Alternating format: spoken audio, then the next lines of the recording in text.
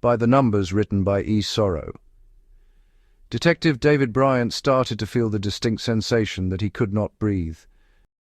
"David, I just called to tell you that I'm sorry for my part in what happened when you left this morning. I really hate it when we argue in the mornings. For me, it ruins my whole day.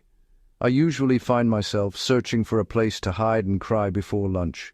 The detective squeezed his cell phone in fury, wishing that he had the hand strength to crush and shatter the device into a million pieces. He then responded, "It's all right.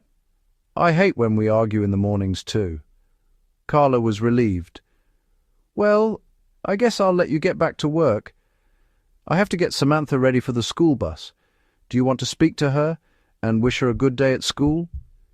The detective pressed his lips together tightly as his heart skipped a beat, and a surge of emotion began to push its way up from his abdomen through his chest.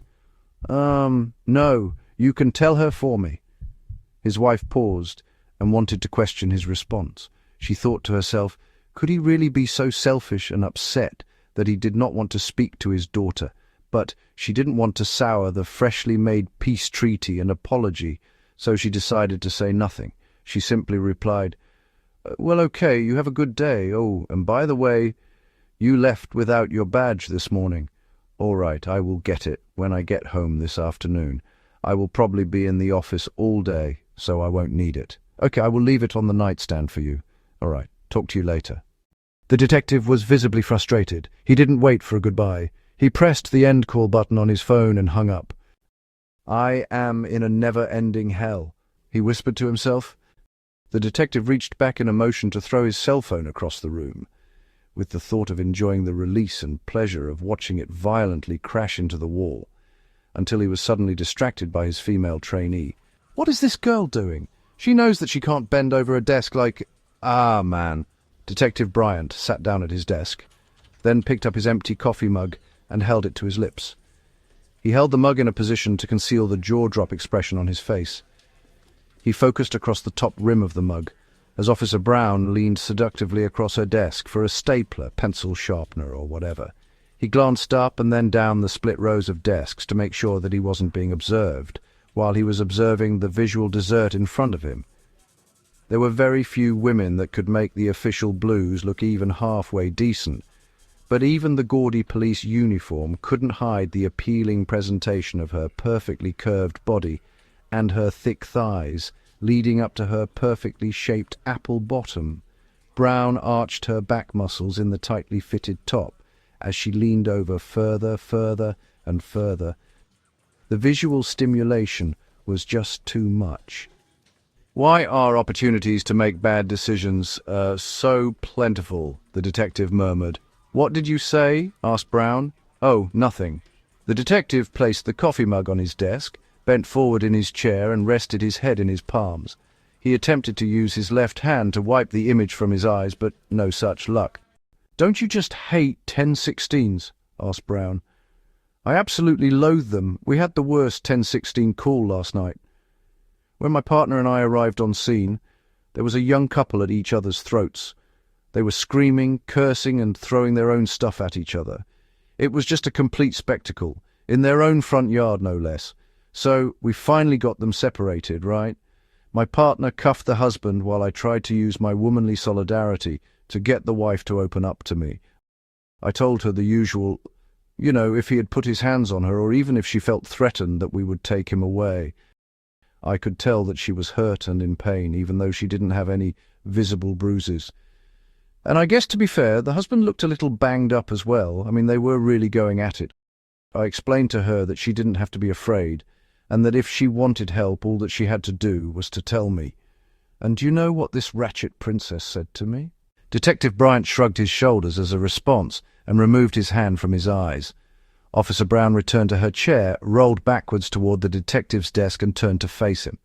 Brown continued her story and added animation to mimic the subject.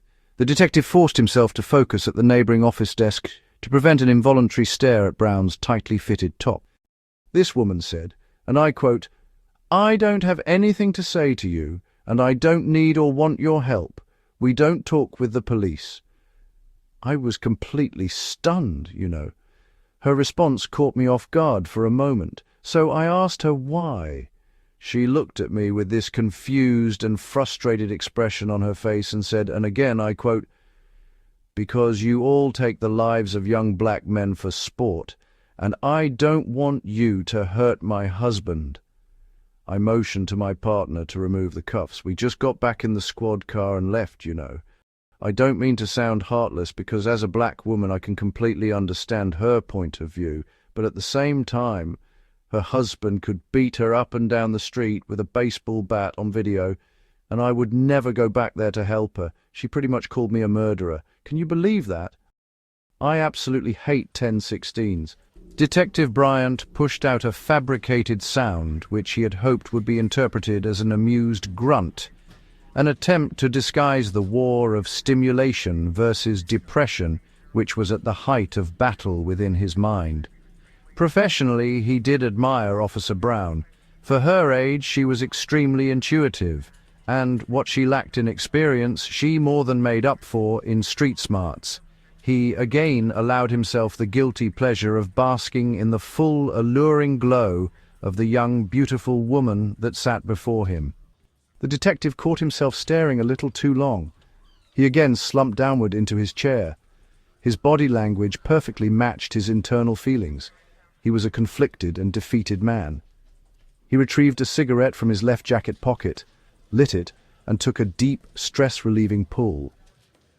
A thunderous voice shattered the silence. "Who in the hell is smoking in my squad room?"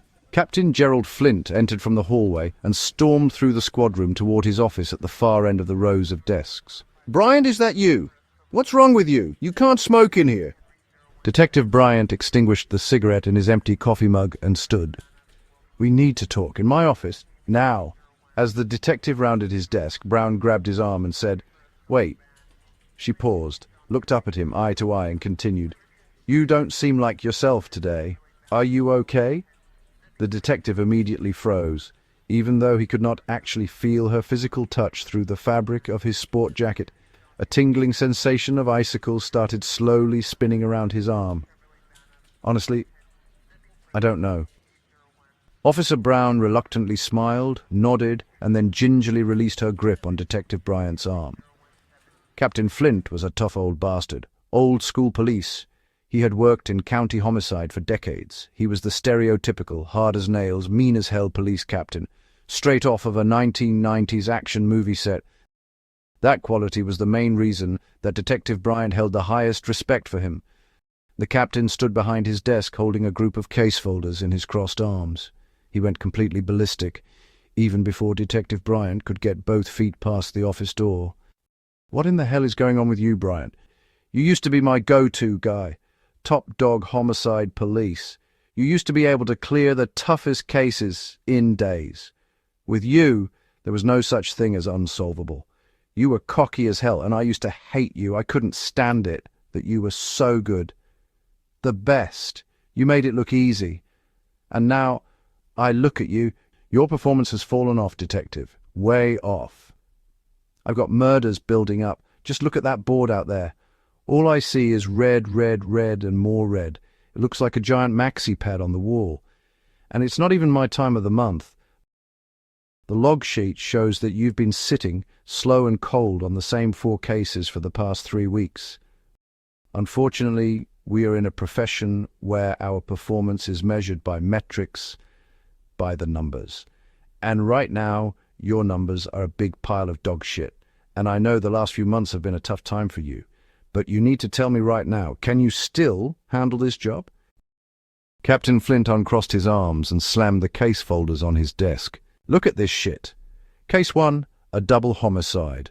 Rainbow Boulevard, 2 adult males found shot dead in the kitchen of a private residence.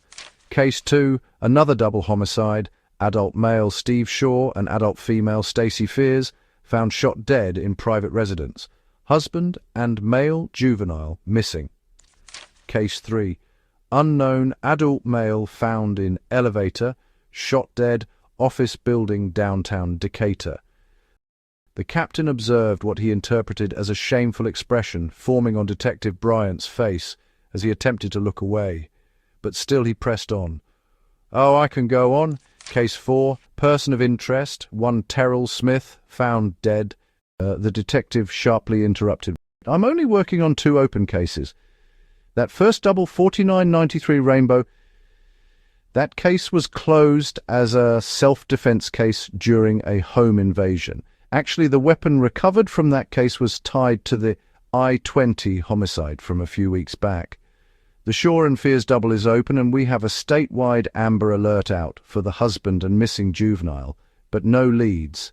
And the feds are all over the elevator guy. I haven't been able to get anywhere near that one. They mentioned something about a missing briefcase. Then they shut me out.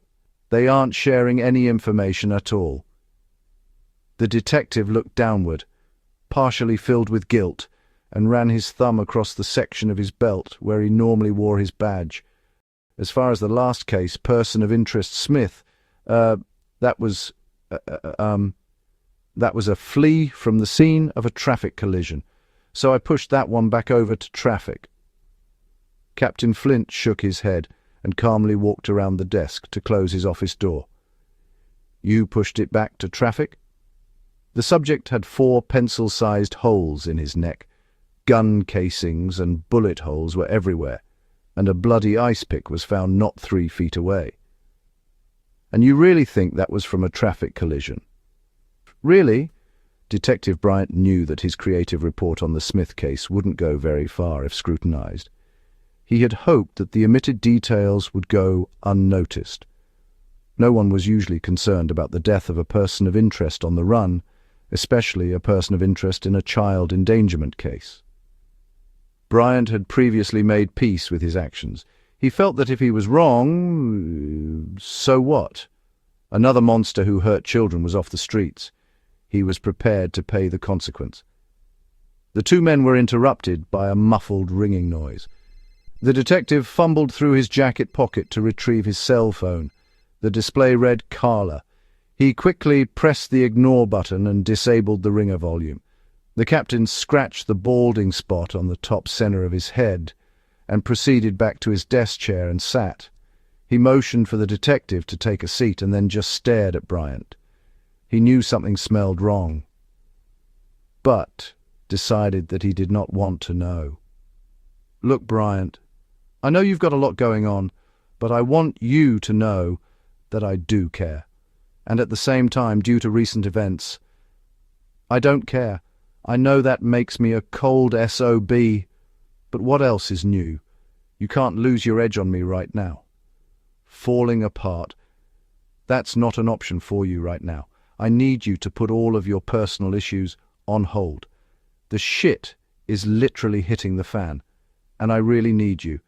The top dog homicide version of you. Now listen.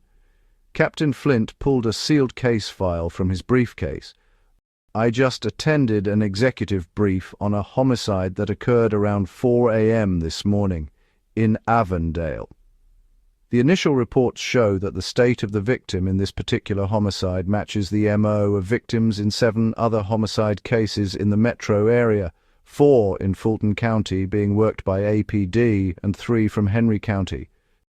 Detective Bryant was immediately intrigued and leaned to the edge of the seat. A serial in Atlanta? Unfortunately, yes. That's the theory that the feds are running with at this point. They are planning to form a task force with the 6 main metro area counties, but for right now, I need you to take point on the Avondale case. Detective Bryant's left leg began to bounce repeatedly, and he felt the vroom-vroom of his mind beginning to race. The captain was somewhat relieved to see the fire reignite in the detective's eyes. With an unwilling half-smile, he pushed the file across his desk and continued. The 2 cases that you were working will go back on the board, and you will work this case exclusively. Until the task force members are assigned officially, all information will flow through me and me only. This is not public knowledge. It's for executive brass only, and it needs to remain that way. Since you and Officer Brown seem to get along so well, I want you to partner with her on this one. You've done a pretty good job mentoring her thus far, and she's earned her shot to play in the big game, a trial by fire. Detective Bryant, now fully attentive, eagerly picked up the file and stood to leave the captain's office. "Bryant, don't mess this up. You can handle this, right?" "I told the feds that I would assign my best resource. You do know what that means?" Detective Bryant smiled and replied, "Yes, sir. It means that I'm going to catch a serial killer." Captain Flint shook his head. "Now, there's the cocky bastard that I want on this case." The rear tires of Detective Bryant's black SUV screeched as he made a sharp left onto Sam's Crossing from East College Avenue. Buzzing from the adrenaline pulsating throughout his system, he weaved in and out of traffic. After visiting the Avondale crime scene, his mind was once again consumed with analytical thoughts. What seemed like meaningless details, scenarios, and possibilities were all waiting for him to put them in their proper place. They were begging for him to put them in their destined order, the order that would pave the way to finding the person responsible. Detective Bryant was not only thinking like his old self, he felt like his old self, and he loved it. He felt that he had suddenly regained his ability to clearly process his thoughts. He could breathe again. This case was the mental reset that he needed to completely regain a focused mind. Officer Brown was nervous and excited to be part of the team, now that they were on special assignment. She had changed from the uniform blues into even sexier casual street attire. She sat quietly dazed in the passenger seat, while Detective Bryant fought the distraction of her extremely intoxicating scent. On cue, as if his wife Carla could read his mind, Bryant's cell phone began to vibrate in his jacket pocket. "Somebody is really trying to get a hold of you. Your phone has been buzzing all morning," said Brown. Detective Bryant continued to focus on the road ahead. "It's just my wife. I'll call her back later." Officer Brown responded with a practiced smile, but her thoughts were still consumed with a vision of horror she couldn't shake. "Bryant, did you know that I worked in traffic for my first 6 months? After all the collisions and mangled bodies that I have seen, I thought I had a clear definition of the word gruesome. But what we just saw, it doesn't compare at all. That crime scene was an absolute nightmare." Bryant was still partially engaged in mentally examining the images recorded in his memory, and he responded calmly, "Yeah, I was just thinking the same. 2 metal buckets of blood and body parts thrown everywhere." Brown's attempt to hide how disturbed she felt from what she had seen at the scene became more evident with each question she asked. "The thing that I don't understand is, how could someone take the time to completely drain a body and cut it up into that many pieces without a single witness seeing or hearing anything? I mean, if the killer committed the act on site or even dumped the body parts there later, that would take a lot of time, right?" "Yeah, I agree. That's a good question. A drained body and not one drop of blood on the ground. There has to be some sort of significance behind the 2 metal buckets. Those old buckets are not very common. First, we need to establish a window from when the last time someone was in the area to when the remains were found." Still rattled, Brown exhaled a deep breath and said the words again in disbelief. "Buckets of blood. Wow, I would have never guessed that I would ever use that term in the literal sense. I hope the forensics team is good at jigsaw puzzles." "So, where are we off to in such a hurry?" "Well, I want to contact our counterparts at APD and examine the 4 scenes in Fulton. We should be able to establish a window of time for each scene and check the victim profiles for any similarities. Ah, shit. I'm going to need my badge." The detective flipped on his blue lights, then breached the curb on both sides of Ponce de Leon Avenue to complete a U-turn. He was headed for home.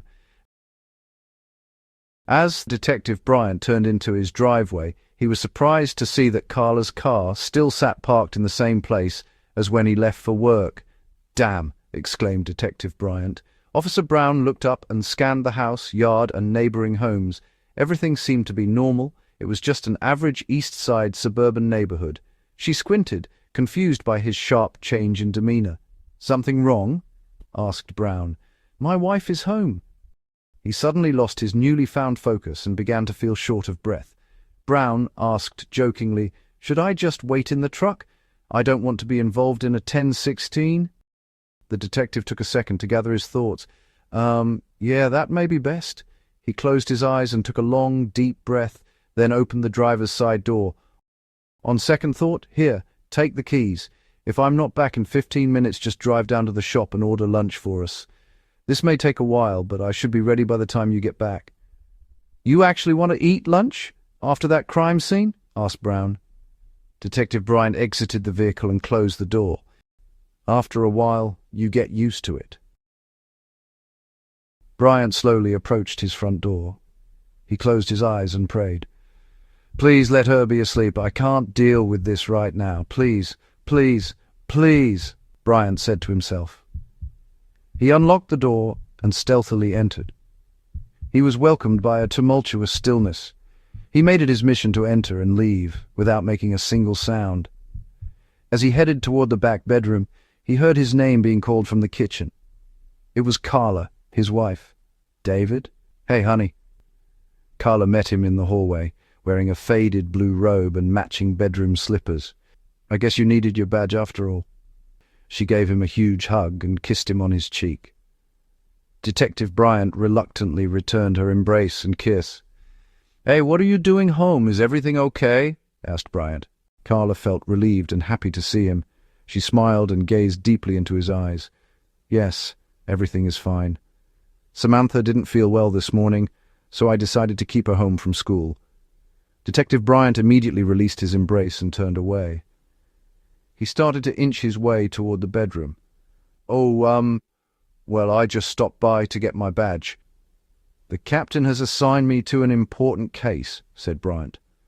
Carla followed and reached for his arm, but Bryant moved forward just out of her reach. Oh, I was hoping that you could stay with us for a little while. I feel like I never get to spend time with you, and you know your daughter misses you. We tried to call you earlier, and Samantha left you a really cute message. Did you hear it? Detective Bryant firmly bit his bottom lip. I wish I could stay with you, my love, but my new partner is waiting outside. He continued toward the bedroom. You have a new partner? Carla asked. Bryant entered the bedroom and retrieved his badge from the nightstand. Yeah, you remember the young lady that I have been mentoring, Officer Brown? I think that I've mentioned her to you before. Well, she has been promoted to work with me on this case, on a trial basis, Bryant explained. Carla stood in the middle of the hallway as Bryant attempted to leave. Her smile slowly transitioned into disappointment as she realized that he was indeed about to walk out the door. Oh, well, you seem excited. This must be a really important case. Detective Bryant stepped closer, placed his hands on her shoulders, and kissed her forehead. It is. It's a huge case for the department. Maybe even bigger. Carla folded her arms across her chest and continued to hold her post in the middle of the hallway. She did not share in his excitement. Are you at least going to check on your daughter before you rush off to work? Detective Bryant removed his hands and placed them at his side. He stood and stared into Carla's eyes for the first time since he had arrived. She's been asking for you all day. You can't take a few minutes to check on her and remind her that you love her. Detective Bryant leaned to his right, then turned and put his back against the wall. Carla firmly grabbed his arm and almost forcefully pulled him toward their daughter's room. She understands that you have to work, but she misses you, and so do I. Carla entered the room, then walked over to the edge of the bed and sat. Bryant remained in the doorway. Hey, I didn't mean to wake you. Are you feeling any better? Look who's here. It's Daddy. Daddy came home all the way from work just to check on you, his little angel. Bryant leaned against the door jamb and stared at the floor in front of him. Carla glanced toward her husband and motioned for him to join her at the bedside. Detective Bryant remained still. Carla smiled, as if to make an excuse for his behavior, and she furiously darted across the room. "David, what is wrong with you?" softly yelled Carla, attempting to not upset their daughter. "That's your daughter. Is your job, or this case, really that important to you? So important that you would put work before your family?" Bryant continued to stare at the floor as he responded, "Carla, you cannot say that to me." Carla had lost her patience. Emotionally, she was instantly taken back to the argument from that morning. "Well, what is going on? Why won't you even look at her?" "Look at her! Look at your daughter!" Carla exclaimed. Detective Bryant felt the surge of emotion again begin to stir in his abdomen and push upward. He closed his eyes and tried to contain it, but the surge violently forced its way through. Bryant seized Carla's hands and focused on her eyes with a cold stare. Carla leaned backward with her full weight pressed against the bedroom door. The door gave way and swung fully open. The door handle thumped loudly against the hollow bedroom wall. The sound startled Carla. No, I can't do this anymore. You look at that bed and tell me what you see." Carla's initial fury was replaced with panic. All the anger and all the frustration that Bryant had long kept buried was now on the surface. The intensity in his eyes kept her frozen, as her eyes, now widely open, began to fill with tears of fear. Bryant released her right hand and banged his left fist against the door. "I need you to look at that bed and tell me what you see," the detective said. Carla was too afraid to turn her head and look at the bed. She was too afraid to move at all. A steady stream of tears began to pour down Bryant's cheek, but his facial expression remained hard and cold. "There is no one in the bed, Carla. Samantha is not here. Our baby girl is gone." Carla's pupils glanced back and forth, focusing on Bryant's left eye, then his right eye, and then back again to his left. "You have to stop this, Carla. It's time to stop. Our little, sweet, innocent baby girl is gone."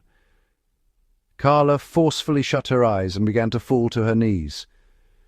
Bryant repositioned his arms and tried to hold her up and support her weight against the door. "No, Carla, no. I need you to open your eyes and look at that bed. Tell me what you see." She refused and shook her head from side to side, with her eyes tightly shut. "Carla, come on, just look. Look and tell me what you see." Carla reluctantly opened her eyes. Her eyelids were heavy, her lashes soaked with tears. Her vision was blurred, but she could see clearly that her husband was fighting to hold back emotions of his own. "I need you to do this. Do it, for me," said Bryant. Carla softly placed her hands on Bryant's chest, and slowly she peered over his shoulder. She saw a small twin bed covered by a pink comforter, a matching pink pillow with a fluffy white teddy bear lying on its back. Their daughter's bed was empty. Bryant attempted to catch Carla as she cried out, fell limp, and slid down the bedroom door. She was inconsolable. They sat and held each other on the floor and again relived the pain of mourning the loss of their daughter, Samantha. After he regained his composure, finally Bryant was able to bring Carla to her feet. He led her to the master bedroom and helped her lay across the bed. "Here, take your medicine and have a drink of water." He sat with Carla and rubbed his hand across her neck and upper back repeatedly until she was completely calm. His wife had just fallen asleep when Bryant heard his truck pull up, out front. He gently kissed Carla's forehead and whispered to her, "Just rest. We're going to be okay. I'll be back soon." Detective Bryant got up quietly and headed toward the front door. He stopped at the hallway bathroom and turned on the light. He glanced at himself in the mirror to make sure that there was no residual evidence of dried tears around his eyes or on his face. He made eye contact with himself in the mirror and took a long, deep breath. Bryant stared deeply at himself. He only partially recognized his own reflection. Solemn thoughts flooded his mind. "I am in a never-ending hell, a hell of my own choosing. How much longer can I deal with this? How long will it be before this happens again? How many times are too many? I am still in love with her. So is there such a number?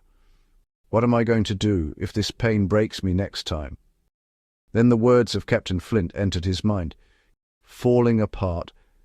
That's not an option for you right now. Can you still handle it?" The detective took another deep breath and continued to stare, as if he was waiting for his reflection to respond or share some sort of answer. But there was only silence. He whispered to himself, "Next time." The detective sighed. Then he reached over and turned off the light.